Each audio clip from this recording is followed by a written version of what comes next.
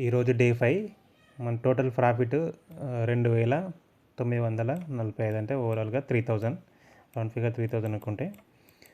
అసలు ఈరోజు ఏం జరిగింది ఒకసారి క్లియర్ ఎక్స్ప్లెయిన్ చేస్తా. ఆఫ్టర్ మార్కెట్ చెప్తున్నా. నేను ట్రేడర్లో తీసుకున్నా ఆ లింక్, దాని రికార్డ్ నేను ఆల్రెడీ లాస్ట్లో ప్లే చేస్తా.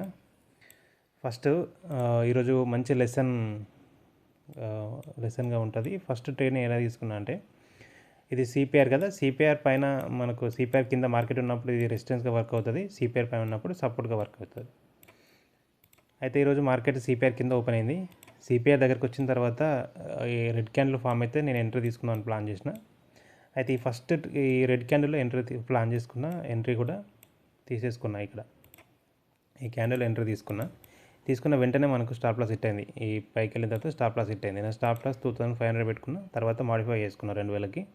ఎందుకంటే ఇది బ్రేక్ అయిన తర్వాత మళ్ళీ మొమెంటం ఎక్కువ ఉండవచ్చు, అనవసరంగా ఎందుకని 2000లో ఎగ్జిట్ అయిపోయినా. అయితే నెక్స్ట్ క్యాండిల్ మళ్ళీ ఏమైందంటే ఇక్కడ నుంచి రిజెక్షన్ వచ్చింది. నెక్స్ట్ క్యాండిల్ రిజెక్షన్ వచ్చింది కదా, ఇక్కడ మళ్ళీ ఎంట్రీ తీసుకున్నా, దీనిపైన ఎస్ఎల్ పెట్టుకున్నా.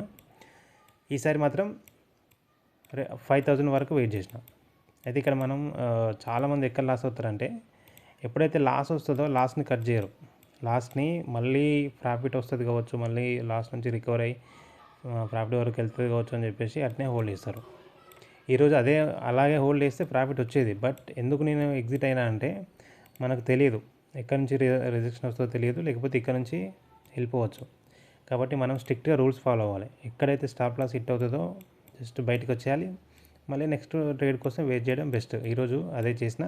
ఫస్ట్ ట్రేడ్ లాస్ వచ్చింది, తీసుకున్న. నెక్స్ట్ ట్రేడ్ మళ్ళీ సేమ్ సెటప్ వచ్చింది, ఇక్కడ నుంచి రైడ్ చేసుకుంటూ వచ్చి 5000 వరకు వెయిట్ చేసిన. అంటే టోటల్గా మనకు 3K ప్రాఫిట్ ఉంది. మనము విన్నింగ్ రేట్ వచ్చేసి 1:1, అంటే 50% మన విన్నింగ్ రేట్. 2 ట్రేడ్లో ఒకటి లాస్ అయినాం, ఒకటి ప్రాఫిట్ వచ్చింది. 50% విన్నింగ్ రేట్ ఉన్నా కూడా మనం ప్రాఫిట్లో ఉండగలం లాంగ్ టర్మ్లో, రిస్క్ రివార్డ్ని కరెక్ట్ ఫాలో అయితే.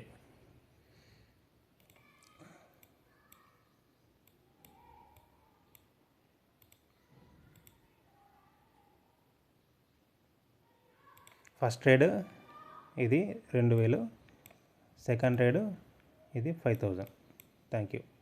నేను రికార్డ్ చేసిన దాన్ని నేను యాడ్ చేస్తా, చూడండి.